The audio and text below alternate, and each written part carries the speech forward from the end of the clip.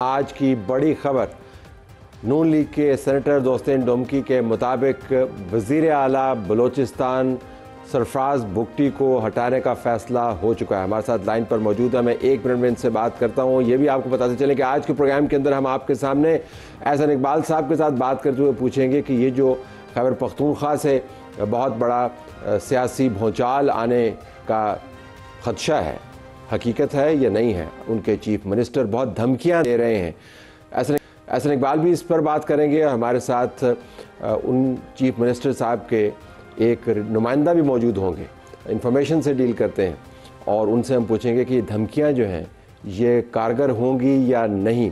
Peoples party کا اور بھی پرسپیکٹیو اس کے اوپر لے کے دیں گے۔ اسی پروگرام میں ہم آپ کے سامنے مریم نواز کی ایک ویڈیو بھی رکھیں گے، چیف منسٹر پنجاب، جس میں وہ بتا رہی ہیں کہ کام کیسے ہوتا ہے، اور ایک ٹویٹ بھی ہے جو مفتی منیب صاحب مذہبی معاملات کے حوالے سے جانے جاتے ہیں، لیکن آج انہوں نے سیاست پر بھی تبصرہ کیا اور محمود خان اچکزئی کو نشانہ بنایا۔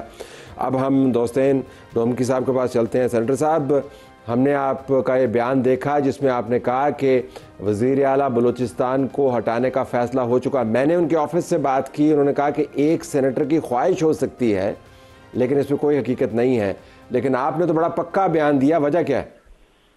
دیکھیں، خواہشات بھی ہوتی ہیں۔ اگر ان کے آفس والے بول رہے ہیں خواہش ہے، تو اگر سینیٹر صاحب نے کوئی بات کی ہے تو اس میں کوئی وزن تو ہوگا نا۔ جی وزن تو ہے، تو ہم آپ سے جاننا چاہ رہے ہیں۔ جی بتائیے۔ دیکھیں جی، بلوچستان کے حالات آپ کے سامنے ہیں۔ جب سے اسے کرسی سنبھالی ہے مارچ میں 24 میں، آپ نے بلوچستان کے حالات پہلے ایسے نہیں دیکھے ہوں گے جتنے ابھی خراب ہوئے ہیں۔ گڈ گورننس نہیں ہے، کرپشن عروج پر ہے سر ادھر ہر چیز میں۔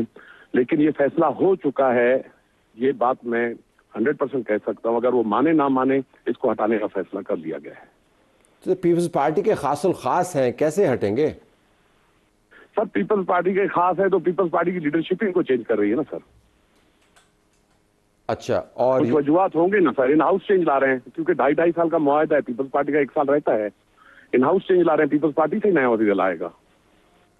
سو پیپلز پارٹی کا نیا وزیر اعلیٰ ہوگا اور پیپلز پارٹی کی مرضی سے یہ جائیں گے، اور یہ آپ یہ فرما رہے ہیں کہ معاملہ طے ہو چکا ہے، صرف نام معاملہ طے ہو چکے ہیں۔ بالکل جی۔ تو جو نیا آئے گا اس سے توقعات یہ ہوں گی کہ وہ بلوچستان کے حالات کو سنبھالے، بلوچستان کے حالات کو بھی سنبھالے گا جی، گڈ گورننس بھی لائے گا جی۔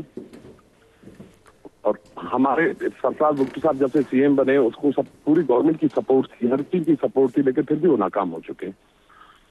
تو سرفراز بگٹی صاحب ناکام ہو چکے ہیں۔ ہماری نون لیگ کی بھی سپورٹ تھی کیونکہ ہماری کولیشن گورنمنٹ ہے یہاں پہ۔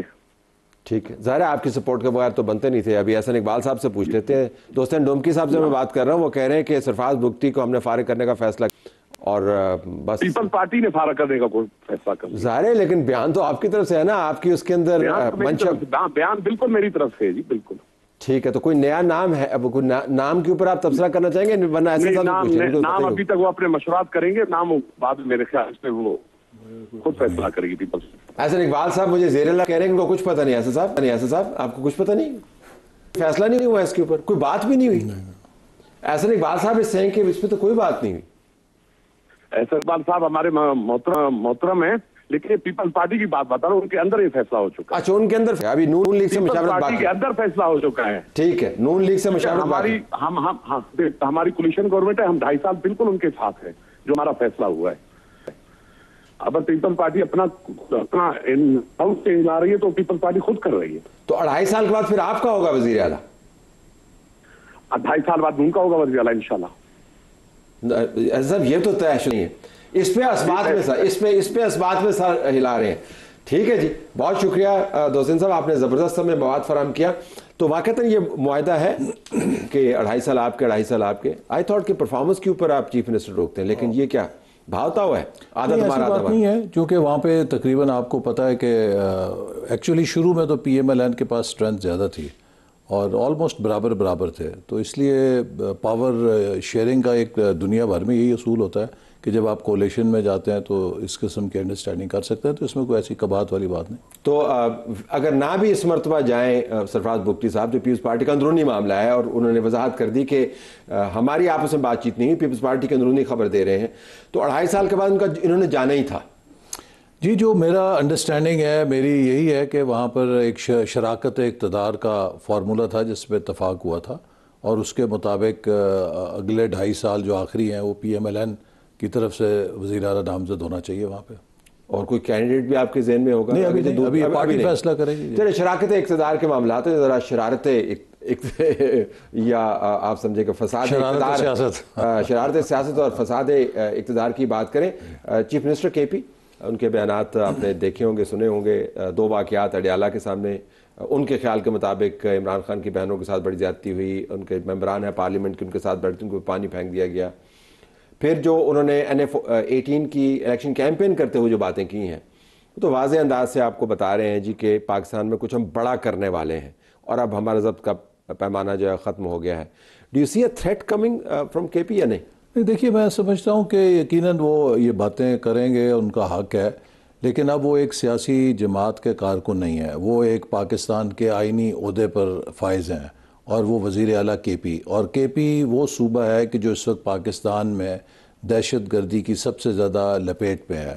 اور میں سمجھتا ہوں کہ پی ٹی آئی کو اس بارے میں سنجیدگی سے سوچنا چاہیے کہ کے پی کے جو بھی حالات ہیں اس کی ذمہ داری براہ راست ان کے اوپر آئے گی، چونکہ وہ تقریباً تیسری دفعہ وہاں پر حکومت میں ہیں، اور ہم نے 2017-18 میں دہشت گردی مکمل طور پہ ختم کر دی تھی، چونکہ ہمارے جو پشتون بھائی ہیں وہاں کے، ان کے کندھے تھک گئے تھے جنازے اٹھا کے دہشت گردی کے نتیجے میں. لیکن یہ تو فوکس میں ہے ہی نہیں. جی لیکن اب فوکس میں نہیں ہے. وہ تو صرف یہ کہہ رہے ہیں کہ جی آپ نے عمران خان کی بہنوں کے ساتھ یہ کیا تو اب ہم نے چھوڑنا نہیں ہے کسی. نہیں، کوئی ایسی بات نہیں. دیکھیے قانون کا احترام کرنا چاہیے، اور کوئی ایسی چیز نہیں ہوئی کہ جو ایسی کہا جائے کہ غیر انسانی ہے.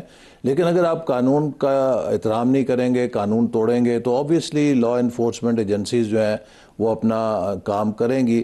لیکن کوئی ایسا غیر انسانی سلوک نہیں کیا گیا میرے علم کے مطابق کہ جس پر یہ کہا جائے کہ جی بہت ہی کوئی ہوا.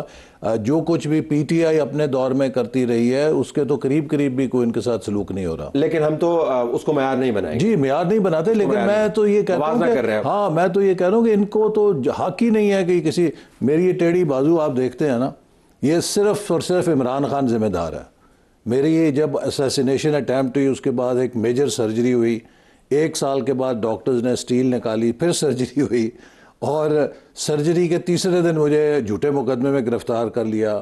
ڈاکٹرز نے کہا کہ آپ کے لیے فزیو تھراپی مسٹ ہے، اگر آپ کریں گے آپ کا بازو سیدھا ہو جائے گا. 2.5 مہینے طلعت صاحب جج نے لکھا عدالت کے فیصلے میں کہ ان کو فزیو تھراپی کی سہولت دی جائے، نہیں دی گئی. نتیجہ یہ کہ مسلز پھر سخت ہو گئے اور میرا ہاتھ ہمیشہ کے لیے ڈیفارم ہو گیا. یہ فیصلے کون کرتا تھا کہ احسن اقبال کے ساتھ یہ فیصلے آپ نے یہ ہمارے جو جیلوں سے نا یہ فیڈ لیا کرتے تھے عمران خان صاحب براہ راست.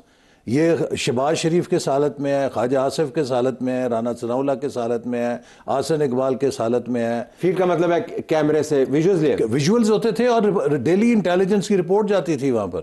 ہم پر مخبر رکھے ہوئے تھے، مانیٹر رکھے ہوئے تھے کہ ان کو کوئی سہولت تو نہیں مل رہی جیل کے اندر. مثلا آج خان صاحب جس سیل کے اندر ہیں اس سیل کے اندر میں بھی رہا ہوں نا.